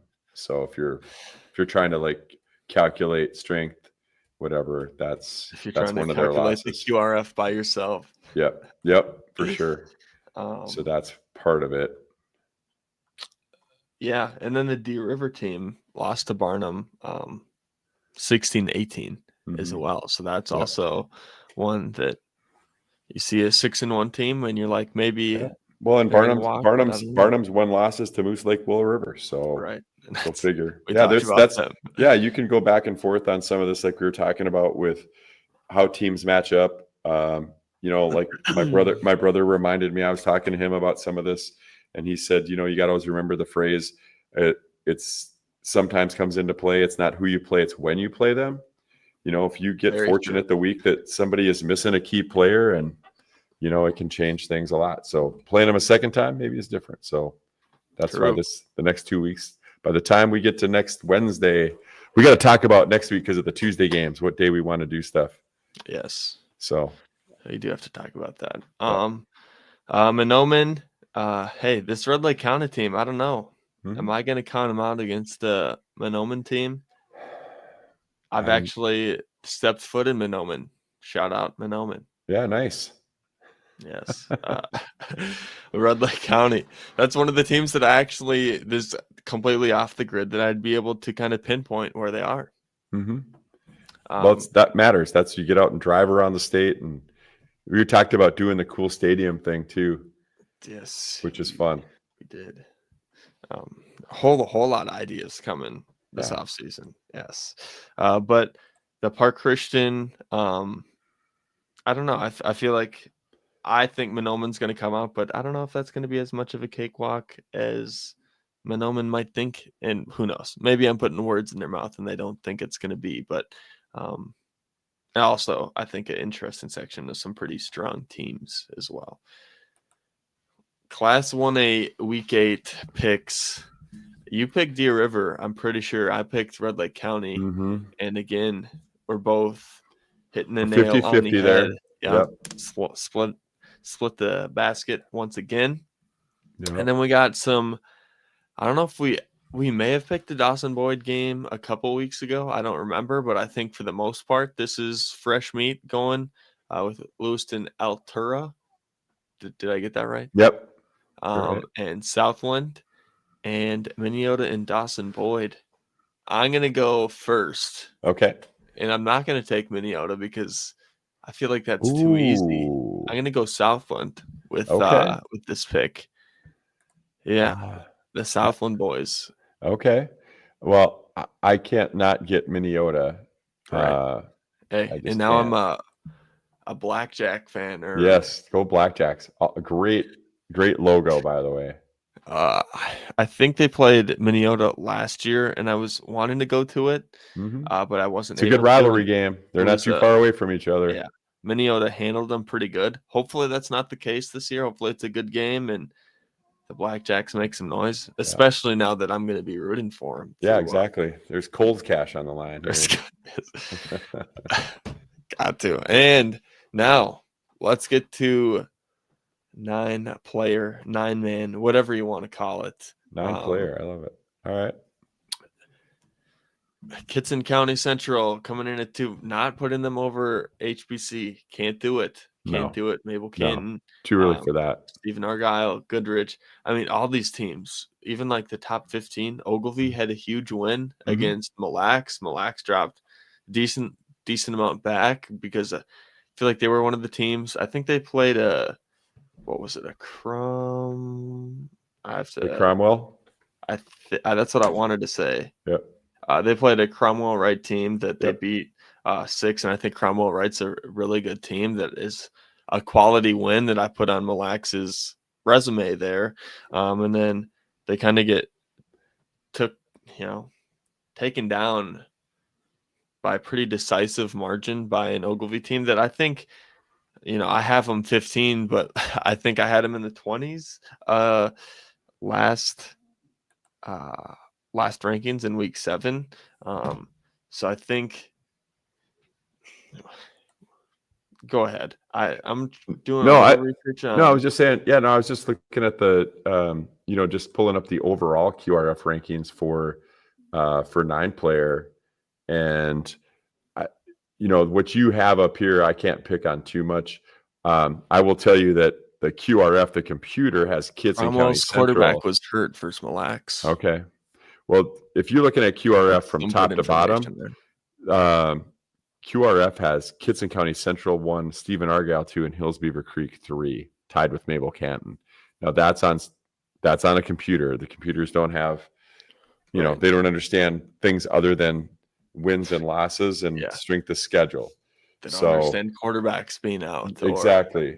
So if you're going through it like on a top 10, what QRF has compared to you, Kitson, Stephen Argyle, Hills Beaver Creek, Mabel Canton, Cromwell, Red Rock Central, Hillcrest Academy, Edgerton, Bertha Hewitt, and Mille Lacs are the top 10 teams.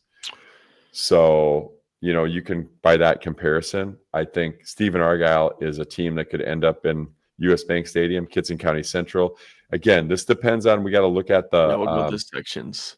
We got to look at the Minnesota High School League site and see how they match these teams up. If they just do them 1 versus 8, 2, 7, then sometimes you end up with a state championship in the first or second round because they don't seed it, which I understand why they don't. I just hate that we don't, because it's not, so I think some of those coaches would rather drive someplace 3 hours than 4 hours than play that team in the quarterfinals than in the state tournament. So that solves the Bermuda Triangle that makes no sense with the comments coming in that Cromwell's quarterback was out. They had 4 starters out versus Mille Lacs, because when you look at Cromwell beating Ogilvy by like 48-14 and losing to Mille Lacs, and then Ogilvy beating Mille Lacs by a decent amount, you're like, that makes no sense when you have just the scores within context. But that it solves my Bermuda Triangle, and thinking Mille Lacs maybe even right now is ranked a little bit too high. But hey, that's what happens when you do rankings. Let's get into the section standings. We'll start with section 1. Again, one that I would not want to be in. That's such a tough section. My goodness. Well, Mabel Canton's, going to start off with Lanesboro. So that's an easy win. Spring Grove. I think this is one of the ones where some of the bottom teams are cut off because I had to fit it in the slide.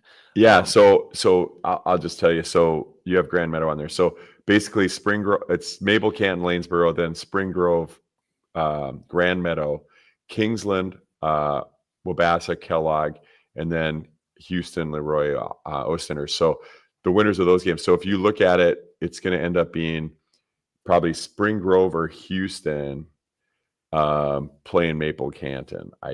That's my guess, but take that back.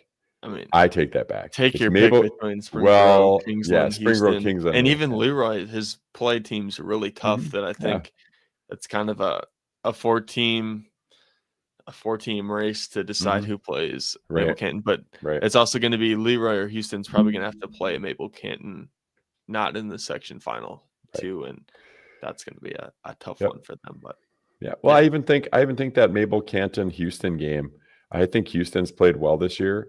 They've got a solid record, and I think it's a game that you play in the second round that, they played Houston. I mean, they beat them pretty handily during the, early in the season, but, the playoffs are the playoffs. You don't get a do-over. So you got to get it right the first time. Correct. And then we got Red Rock Central leading the way for Section 2 and 9-player. They just beat Wabasso last week, and I think that was the game that we actually picked as well. So, yeah. Close game, 28-14. So, they hang on for the win. Cedar Mountain's also a team that's been in my 25 pretty regularly. They score a lot of points. The 20-ish range as well. So, sure. I think that's going to be a semifinal game that could have some implications for that section as well. I agree. Section 1 and 2 down. Let's go to 3 and 4. HBC Hills Beaver Creek, I think, they played Edgerton, and it wasn't close, and that's the second team. So they punched their ticket to state. Yeah, I agree. Barring anything like massive or anything like that, they'd have to have some kind of massive injuries or illness outbreak to not be. I'm interested. The Alden Conger team, not playing in their section, but that's one of the teams that is a little interesting. And not saying that they'd beat a Hills Beaver Creek team, but I think they might be better competition than the teams in front of them in that QRF. Yeah, I agree with that. And the way that looks like is that might be a semifinal game. I would agree with that. It shakes out. So that's something to be interested in. If Hills Beaver Creek plays Alden Conger, I want to watch it just because my interest is peaked. Hopefully I'll be able to. I guess my only, if you look at it, I guess my only thing there would be,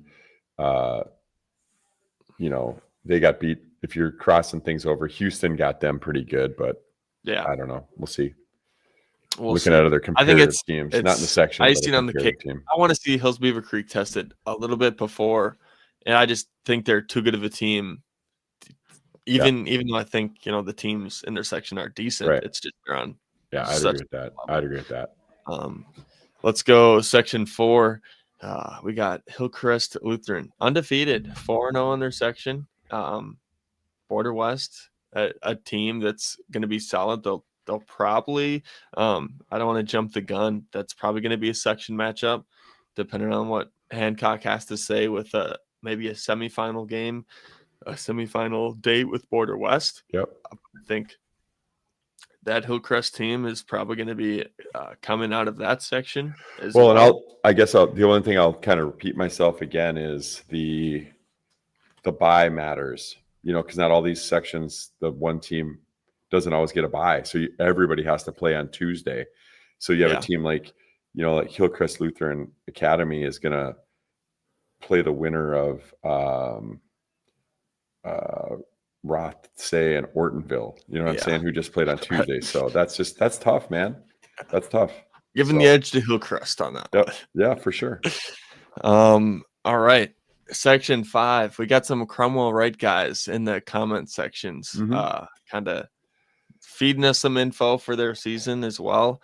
I haven't watched like a ton of live games or whatever from Cromwell Wright. It's something that I think as the teams dwindle down, it's going to be a team that I'm going to be able to get to know a little bit more. And not only Cromwell Wright, but, there's some 4A team that I haven't watched a ton just because when you're tasked with doing everybody in the state, there's going to be some that, and then also like the film comes into it and stats. I looked at MN Football Hub.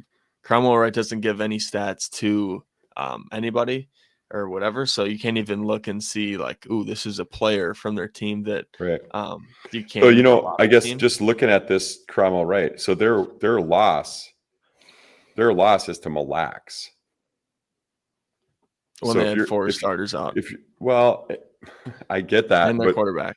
I get that. I guess it says QRF. This is QRF seated, though. It's not coach's vote. So the QRF doesn't care about that.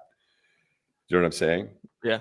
So depending on I don't know what's going to happen tomorrow night with that. But, Mille Lacs is 10. It's going to be really hard for Mille Lacs to move up 5. I'm just saying, like, once they get on the field, between Bertha Hewitt's that's probably gonna be the championship game is Mille Lacs versus Bertha Hewitt, and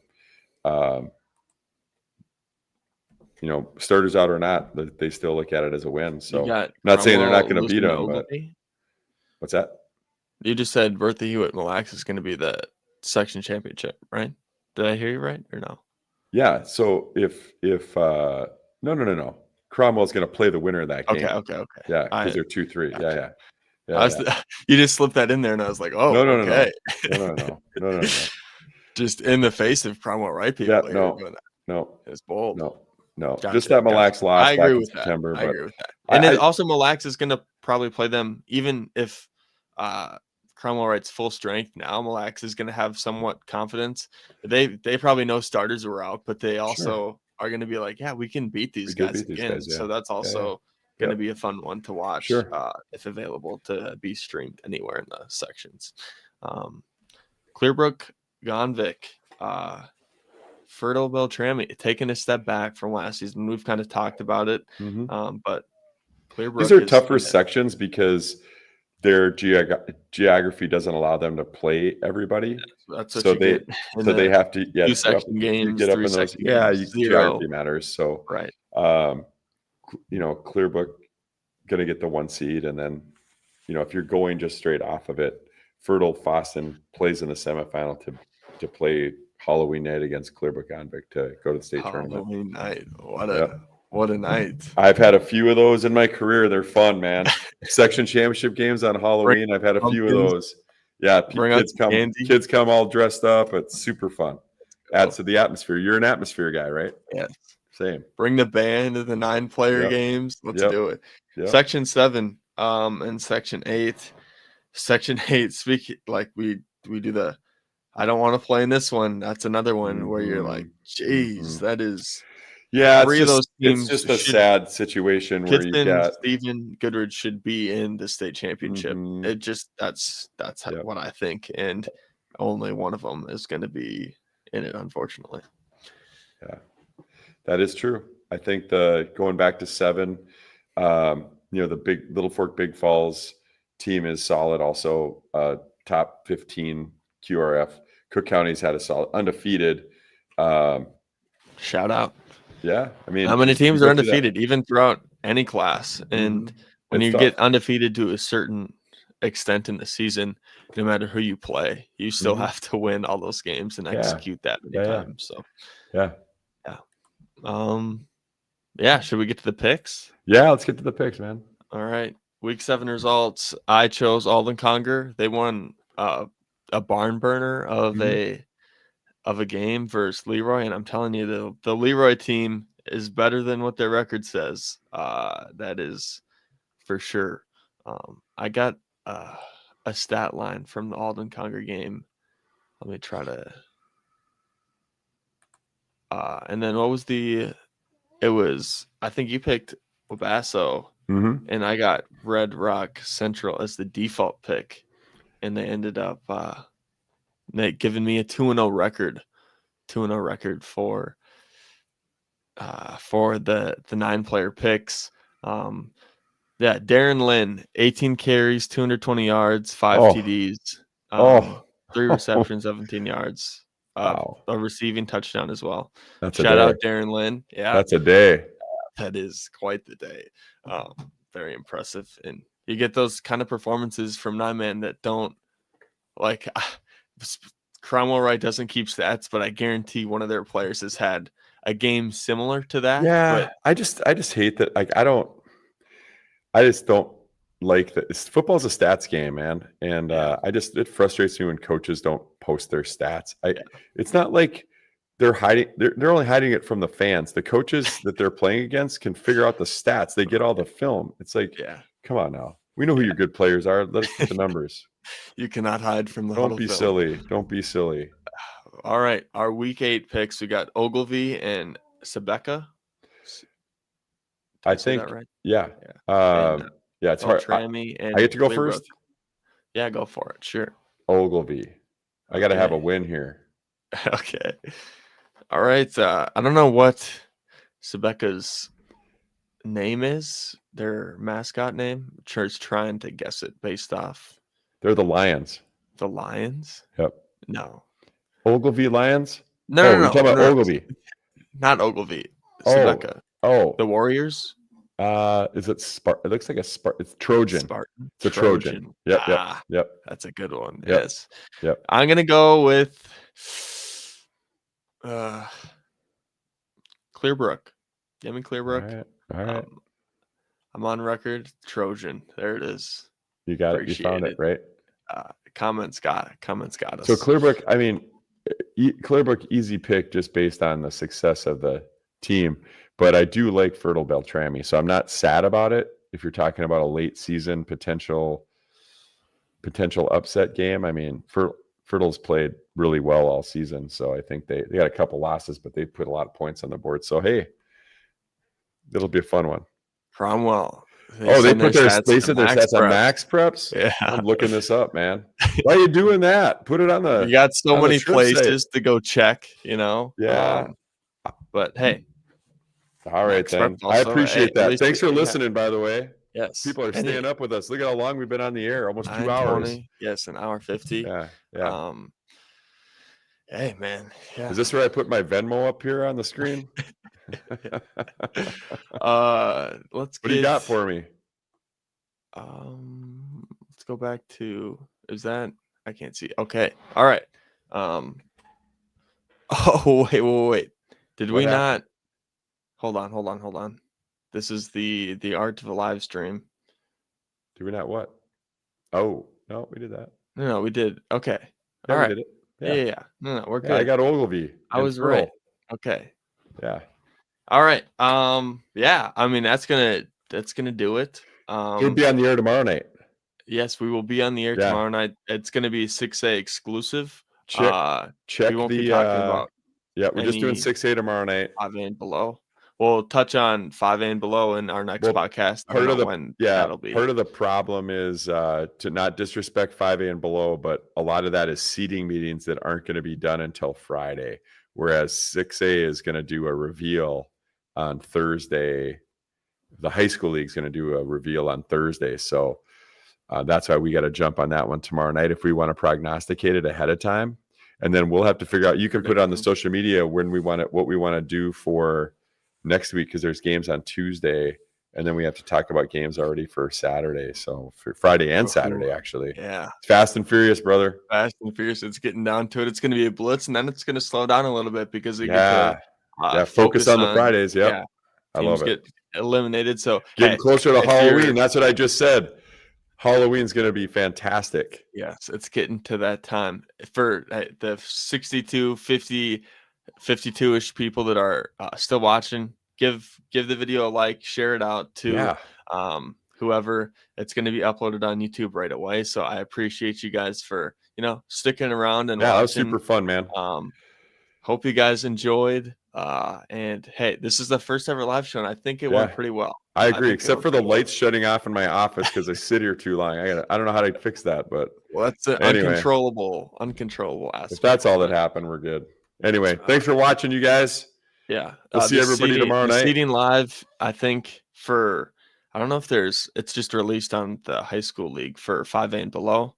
6A, there's going to be like a release show. We won't talk about that. Yeah, but you got to watch us because we'll probably know a lot tomorrow night, and we'll have a really good idea tomorrow night. Yeah, so hey, tune in to us tomorrow night. Watch us tomorrow night. It's going to be great. We've got answers for you. You guys can put your comments in the question box about who you think got screwed or who you think they got right or we got right, and we'll It's going to be a late night, but it's going to be it's going to be super fun, man. Excited. Yeah. Thanks for watching, everybody.